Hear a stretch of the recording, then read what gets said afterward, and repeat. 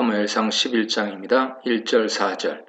사울이 왕이 된 지 얼마 되지 않은 시기로 아직 사람들이 사울을 왕으로 완전히 받아들이지 못하고 있을 때 암몬 사람 나하스가 길르앗 야베스로 올라와 전쟁하려고 했습니다. 70인용에서는 대략 한 달 정도 지났다고 말하고 있습니다. 길르앗 야베스는 요단 동편에 있는 지역으로 사사기에서 보듯이 동편과 서편 사이에는 갈등이 있었고 하나의 공동체라는 의식이 약했죠. 길르앗 야베스에 암몬 사람 나하스가 쳐들어오자 길르앗 야베스 사람들은 이들과 싸우기보다는 조약을 맺고 봉신으로서 섬기겠다고 제안합니다. 암몬과 전쟁하는 것을 두려워했기에 차라리 조공을 바치는 속국이 되겠다고 생각한 것이죠. 이런 제안에 나하스는 길르앗 야베스 사람 오른쪽 눈을 다 빼내야 조약을 맺겠다 말합니다. 여기서 오른쪽 눈을 뺀다는 것은 전투력을 상실하게 만들어서 항복하게 하거나 싸울 수 있는 상대를 모두 죽이겠다는 의미입니다. 나하스는 오른쪽 눈을 빼는 것이 이스라엘을 조롱하는 것이라 설명합니다. 그의 목적은 길르앗 야베스를 속국으로 만드는 것이 아니고 조롱하고 모욕을 주다가 모두 죽이는 것이었죠. 이런 나하스 요구에 길르앗 야베스 장로들은 일주일 말미를 달라 요청합니다. 이스라엘 전 지역에 전령을 보내 자신들을 위해 싸워줄 구원자를 찾지 못하면 항복하겠다고 약속합니다. 자신들을 위해 싸워줄 구원자를 찾을 시간을 달라는 길르앗 야베스 장로들의 부탁은 항복하기 전에 일말의 희망이라도 잡아보겠다는 것이죠. 그런데 이런 제안을 나하스가 받아들여줍니다. 나하스의 이런 양보는 군사적 우월감에서 나온 것이죠. 일주일 안에 이스라엘 안에서 구원자를 찾기 어려울 것이고 군사를 모으더라도 자신의 상대가 되지 않을 것이라고 판단한 것입니다. 시간을 주었는데도 구원자를 못 구하면 그것으로 이스라엘을 더 조롱하겠다고 생각한 것입니다. 이런 나하스의 판단은 당시 이스라엘의 군사적 상황이 주변 나라들에게 조롱을 받을 만큼 열악했음을 보여줍니다. 전령들이 이스라엘 전역을 돌아다니다 사울의 고향 기브아까지 오게 됩니다. 길르앗 야베스에서 기브아까지는 대략 이틀 정도 걸립니다. 기브아 사람들에게 자신들의 저주를 알리자 그들은 크게 울며 길르앗 야베스 사람들의 불행에 같이 슬퍼했습니다. 역사적으로 베냐민을 상대로 한 지파전쟁에 야베스 사람들은 참여하지 않았습니다. 그 결과 야베스 사람들은 거의 전멸을 당하고 처녀 400명만 남게 되었고 이들은 베냐민 남자들과 결혼하게 됩니다. 이렇게 길르앗 야베스와 베냐민 지파는 관계가 긴밀하기 때문에 기브아 사람들이 길르앗 야베스 사람들의 상황에 매우 슬퍼한 것이죠. 하지만 여기서 하나님께 간구하거나 왕으로 뽑은 사울에게 도와달라 부탁하는 모습은 등장하지 않습니다. 이는 이스라엘이 왕 사울을 아직 구원자로 인정하지 않고 있음을 보여줍니다. 5절 8절입니다. 이런 상황에서 사울이 등장하는데요.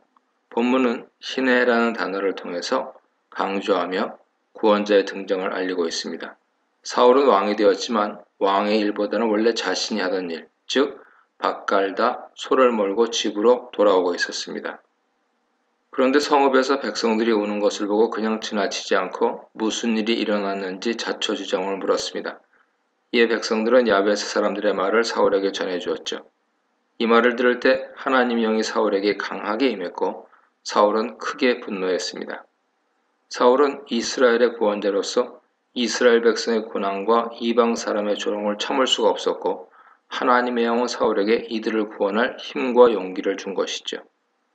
사울은 하나님의 영을 받은 사사들이 여러 방법으로 이스라엘 백성들을 소집한 것처럼 한결이 즉 2마리의 소를 잡고 각을 떠서 온 이스라엘 지역에 보내며 자신과 사무엘을 따라 전쟁에 참여할 것을 명령합니다. 이렇게 하나님의 영을 받고 백성들을 소집하는 것은 여호와 전쟁의 패턴이지요. 이 부분에서 사울은 사사들과 비슷한 점, 다른 점을 보입니다. 사사들은 나팔을 불거나 사람들을 보내 백성들을 소집했지만 강제적이지는 않았습니다. 그렇기 때문에 사사기 전쟁에서 전체 지파가 참여한 경우는 없고 가장 많은 지파가 참여한 드보라 전쟁도 참여 지파 수가 6지파였습니다. 하지만 이스라엘 전체 왕인 사울은 이스라엘 전체 지역에 전령을 보내면서 강제적인 소집 명령을 내립니다.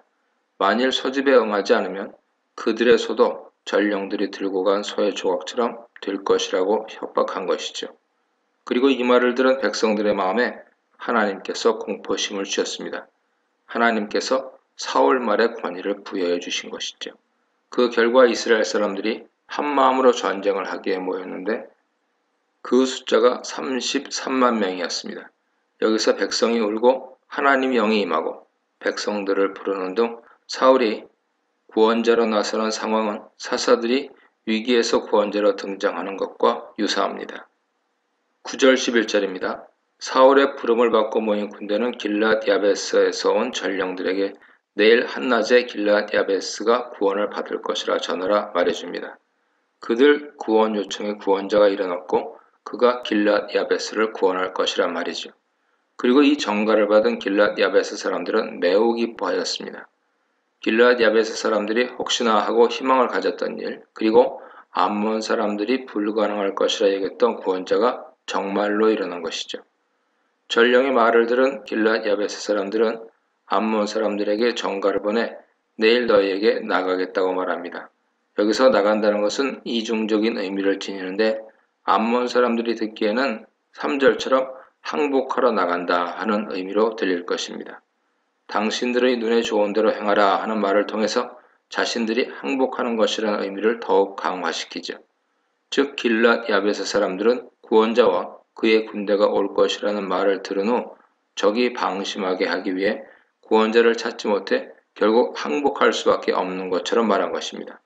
하지만 실제로 내일 나가는 것은 오히려 암몬을 치기 위해 나가는 것이었죠. 다음날 새벽에 세 부대로 나눈 사울 군대가 암몬 진영 한가운데로 들어가 암몬 사람들을 쳤습니다. 그 결과 사울 군대는 장담대로 뜨거운 한낮이 되기까지 암몬 군대를 산산이 흩어지게 만들었습니다. 사무엘서 화자는 둘도 함께하는 자가 없을 만큼 완전히 흩어졌다고 해설하고 있습니다.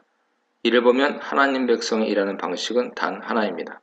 바로 하나님의 영을 받고 그의 도우심을 받는 것이죠. 전력이 약하고 조롱을 당하더라도 하나님께서 함께 하시고 도와주시면 어떤 권력도 무력하게 무너질 수밖에 없습니다. 여기서 사울은 사무엘서의 주제 중 하나인 전쟁은 하나님의 손에 있다 하는 것을 매우 잘 보여주었습니다. 사울이 전쟁에서 이겨 이스라엘을 구원한 것을 본 백성들은 사울을 확실한 왕으로 여기면서 사울을 반대한 자들을 죽이겠다고 나섭니다. 이런 모습은 사울에 대한 백성들의 지지가 얼마나 큰지 보여주죠. 하지만 사울은 여호와께서 구원을 베푸신 이 좋은 날, 사람을 죽여서는 안 된다고 말하는데 두 가지 의미가 있습니다. 하나는 기쁜 날, 슬픈 일을 만들지 말자는 것이고 또 하나는 구원을 온전히 여호와의 역사하심으로 돌린다는 것이죠. 이렇게 사울이 구원자로서 능력을 보여줌으로써 모든 백성들의 지지를 받게 되자 사무엘은 길갈로 가서 사울을 정식으로 왕으로 세웁니다. 이제 사울은 이스라엘 왕이 되었고 모든 백성은 왕의 탄생을 기뻐했습니다. 하나님 선택은 종종 인간 생각과 달라서 처음에는 받아들이기 어려울 때도 있지만 하나님 선택을 믿고 따라가면 그 선택이 최선이었음을 알 수 있습니다. 이 문단에서는 나하스의 오만과 야베스의 수치, 사울 지도력과 백성들 참여, 사울 관용과 백성들의 인정에 대해 묵상해 보시기 바랍니다.